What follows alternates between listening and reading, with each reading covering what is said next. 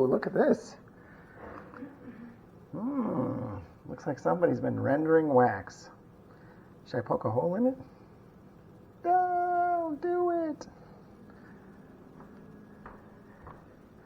Whoa, somebody's been making candles. This is Okay, so let me show you what we're doing here. So this box here is going to be one of those divided boxes. So I can do 4 frame nukes in here, basically one on each side. So I need to run a board down the center of this. The problem is the bottom of the board. So I need to be able to figure out how far down under here that center board needs to go so it hits the landing board, or the bottom board essentially. So I have one out in the quarantine apiary, so let's take a drive out there and see what we got going. So alright, so looks like I forgot to charge this last time. That's not good. Still got a little juice in the scooter.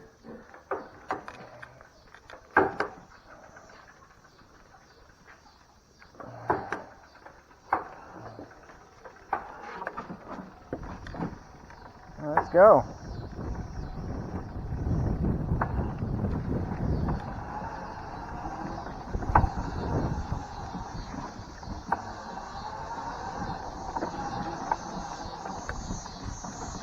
So this is how we get around quickly to the bee yard.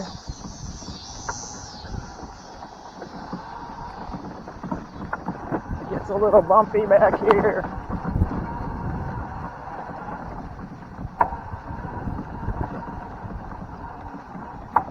So we haven't set up any bees yet in the quarantine apiary.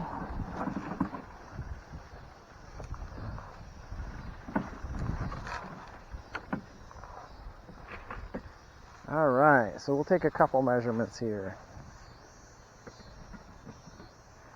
Woo! That's stuck. Alright. Double check that. 10 and 3/4, maybe actually 10 and right in the line there. But about 10 and 3/4. Let's check the other side. So what do we got? Yeah, we're looking at, oh, that's actually 11. Just under 11. So 11, just short of 11. So we'll start at 11, we'll cut it down from there. Let's check the other one.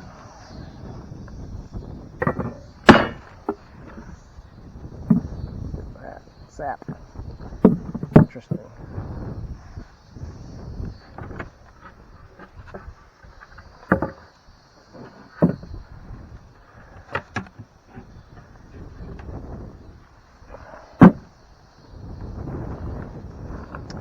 Looks like some stuff flew in there. Alright, so this is the new flat, no screen. This is clearly not as deep. 5/8 on that side. I think this is the one we use. I think it's more consistent. Yeah, and 10 and 5/8 on that side. So 10 and 5/8 it is. Let's do that. We'll actually use this bottom board here. So alright.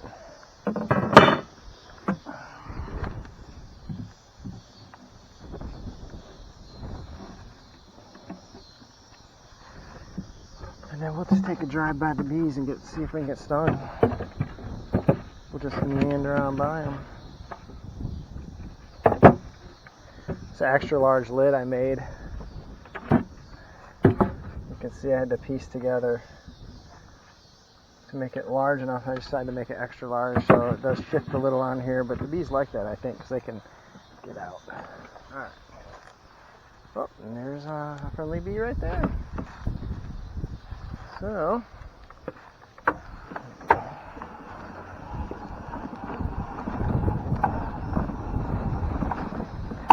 that was a friendly bee. Sometimes they're not. Sometimes they're guard bees. they smell what's in the back of this scooter. So we're just going to take a peek at the bees real fast, see if they get hit in the head or stung. Only stay back here for a second, but I do like to do a little observation in the evening. Alright, YouTube, we are going to take those wooden crates there and install them onto this scooter, but I should probably paint those first. Darn it.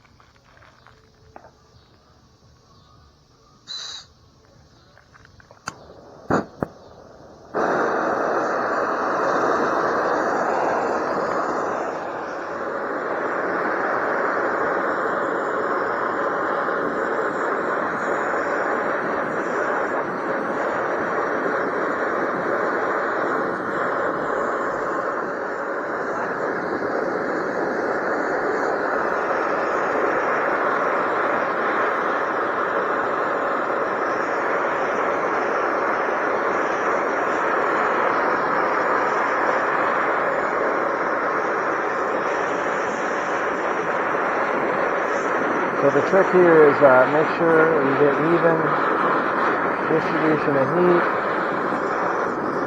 Basically, I was told that when you get iridescence on the metal, that's when it's ready to go. It's probably already there, but I'm just doubly making sure. And then I always put out a couple test pieces of wood.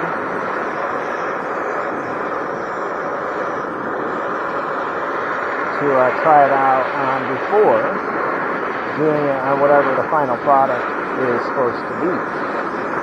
So in this case, we have some pretty cheap pine that we're trying to hit, and we have some little cedar shakes I can use as test boards. I'm starting to see the iridescence show up, so that's an indication that the heat has made it all the way through the chunk of metal here, the brass. You know, if someone could comment that does this and let me know if I'm just wasting a ton of fuel, I have no freaking idea what I'm doing here. It just feels like I need to really get it hot. So, we'll give it a test press here in a second. Alright, I think we're about there. Make sure the lettering is good. Seems always to be a couple areas seem inconsistent. One is the phone number at the bottom right here, and then sometimes right here in this area it doesn't seem to press in. So I can.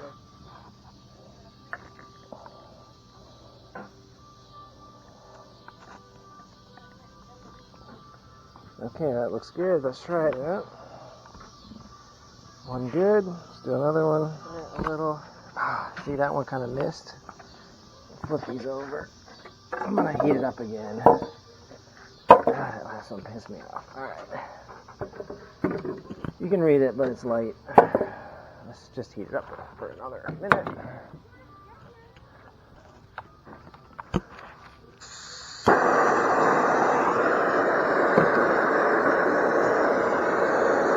Just give it another minute.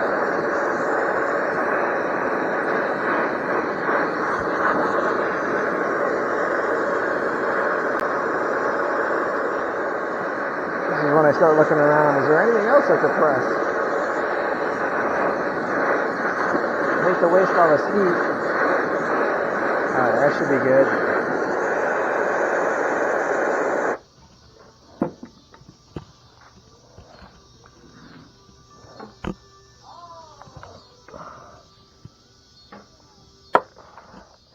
Ooh, perfect.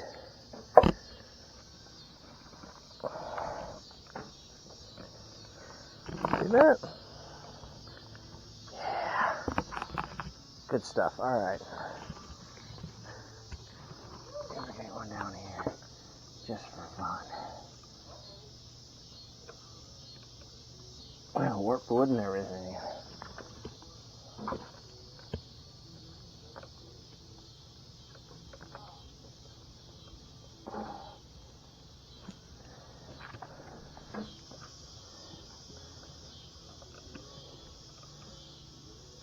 You just kind of rock it when the wood's a little warped. Alright. A few extra logos. Put it on the cedar because if I need to cover something up, these work good for that.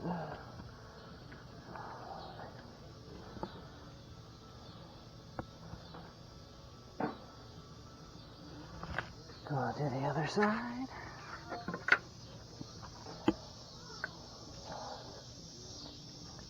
I love cedar. It's just such a useful, bug resistant, weather resistant, flexible wood. Shims and just everything. You name it, you can use it.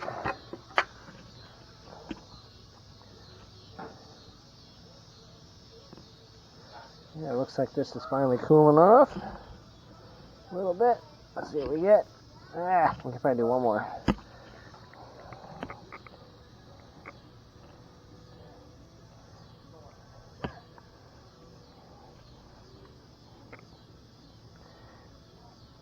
And just because it's not pressing in the wood anymore, don't think it's not fricking hot, because it is. It will burn you bad. So I always just take this thing and set it right on the cement and let it cool off there for like an hour at least.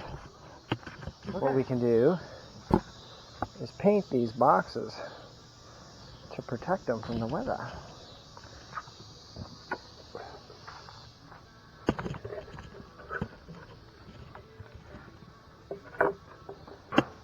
And we'll probably strengthen them too with a few extra nails.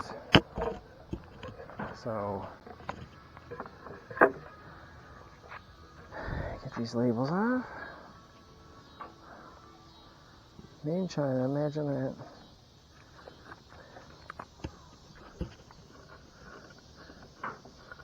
You know, as a beekeeper, you really do figure out that you get a lot of stuff made in the United States, which is rare. Things like mason jars. Wow, this is really not coming on.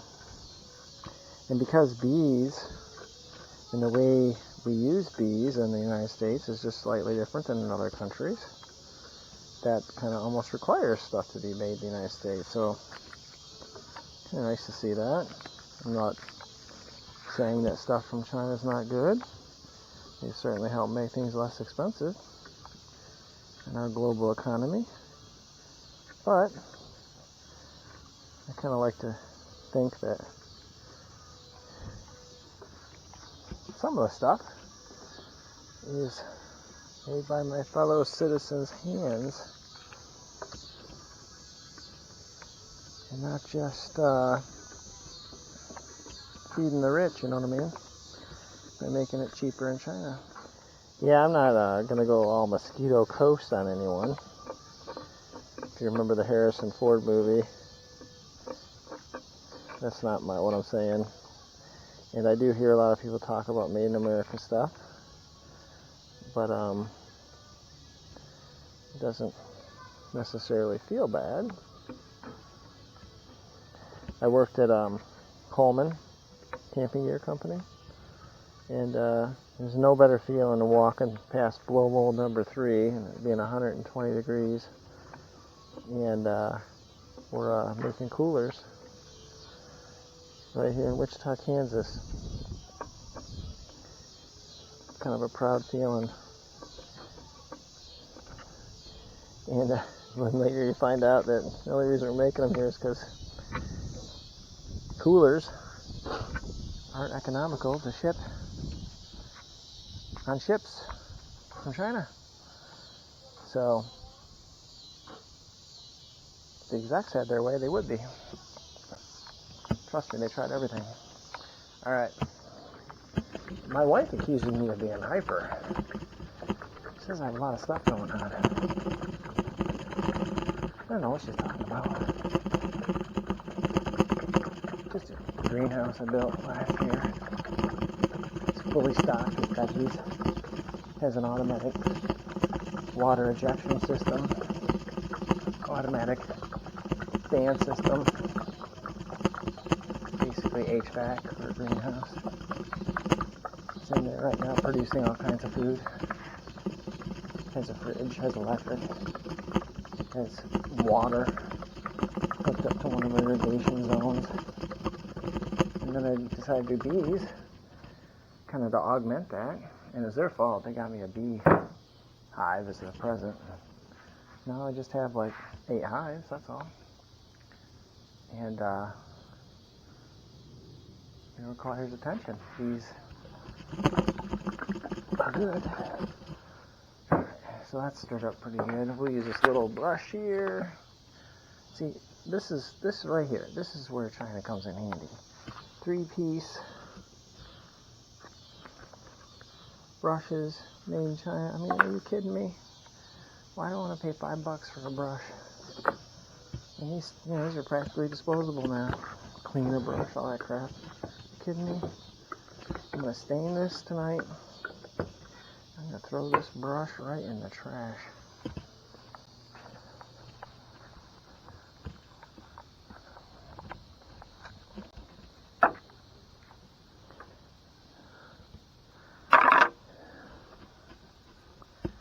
Alright, so I'm gonna pull this camera out.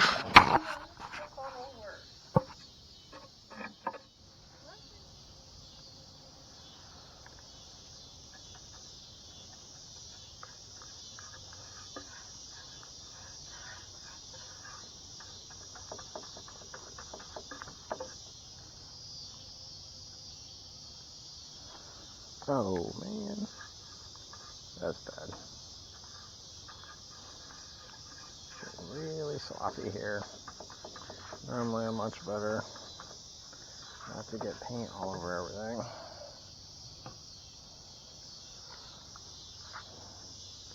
Part of the chunkiness of this gel stain. Sometimes when you buy a new can, it won't shake. No matter how hard you try, the globules of gel just kind of stay.